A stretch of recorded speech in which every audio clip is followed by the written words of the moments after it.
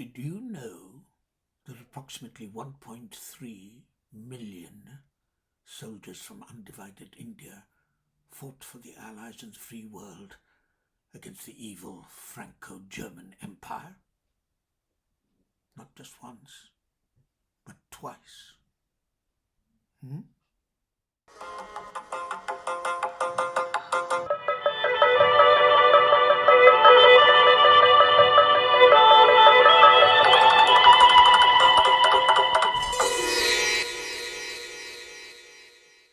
Welcome to my Chinwag number 2. Oh, and thank you for watching and listening to my Chinwag number 1, my inaugural one.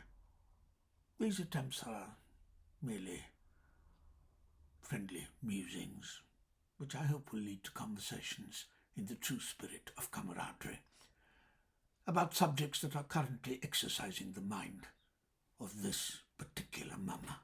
On my way back to my little cottage, after our usual morning walk with my beloved Labrador, Nala, I often stop at the village cemetery adjacent to the recreation ground for children. There's a little cenotaph there, commemorating those who gave their lives so that we can remain free from the jackboot of Nazi fascism. Fellow villager bade me good morning and wondered why a gentle foreigner, as he described me, often did this.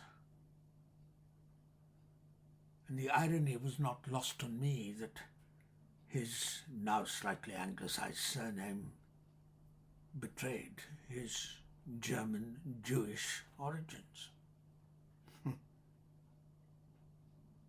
Made me think of our ability to forget the past and the importance of not doing so. And made me also think of a poem by T.S. Eliot, To the Indians Who Died in Africa. A man's destination is his own village, to sit in front of his own door at sunset and see his grandson and his neighbour's grandson playing in the dust together. Scarred but secure, he has many memories, which return at the hour of conversation, the warm or the cool hour, according to the climate. Of foreign men who fought in foreign places, foreign to each other. A man's destination is not his destiny. Every country is home to one man and exile to another. Where a man dies bravely at one with his destiny, that soil is his. Let his village remember. This was not your land or ours, but a village in the Midlands, and one in the 5 Rivers may have the same graveyard. Let those who go home tell the same story of you, of action with a common purpose. Action none the less fruitful if neither you nor we know until the judgment after death what is the fruit of action. Yes, as I was saying earlier, more Indians volunteered to fight for king and country in the world wars of the 20th century than all the Scots, Welsh and Irish combined, and more than the sum total from all the rest of Britain's colonies and dominions. Indeed, 13,000 medals for gallantry in the face of the enemy were awarded to Indians, and 12 were recipients of the Victoria Cross, the highest military award.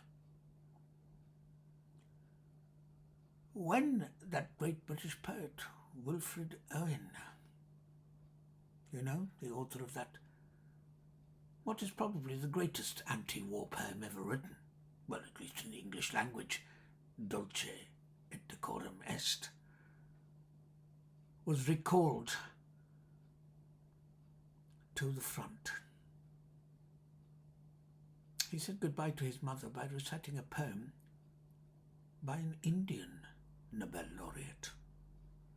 A poem originally written in Bengali but translated into English by the poet himself. I thought you might like to hear it. Parting Word by Rabindranath Tagore. When I go from hence, let this be my parting word. That what I have seen is unsurpassable.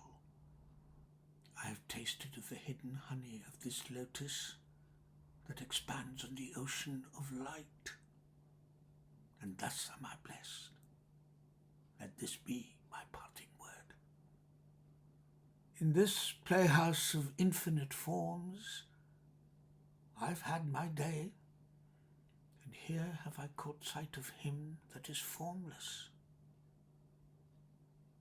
My whole body and my limbs have touched him who is beyond touch.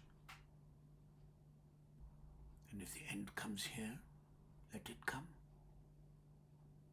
Let this be my parting word. Thank you. Before I go, I really want to wish His Majesty King Charles III a speedy recovery from the dreadful cancer that he's struggling against at the moment. I feel a certain affection. Yes, affection, not too strong a word, for King Charles. Not because I've had some sudden conversion to the divine right of kings, although having a constitutional monarch, now I come to think of it, is rather a good break to have against the sheer incompetent venality of so many of our politicians, be they from the left or from the right. My affection for King Charles is because, as far as I can remember, ever since he was merely the Prince of Wales, he has consistently been the one member of the British establishment who has publicly acknowledged the debt owed by Great Britain and the free world to the sacrifices made by the soldiers of my mother country, India. Get well soon, sir. Thank you for listening, and next time I'll get back to the subject of artists, the theatrical profession, of which I'm privileged to be a member, and their trades unions. Oh, God. Bye.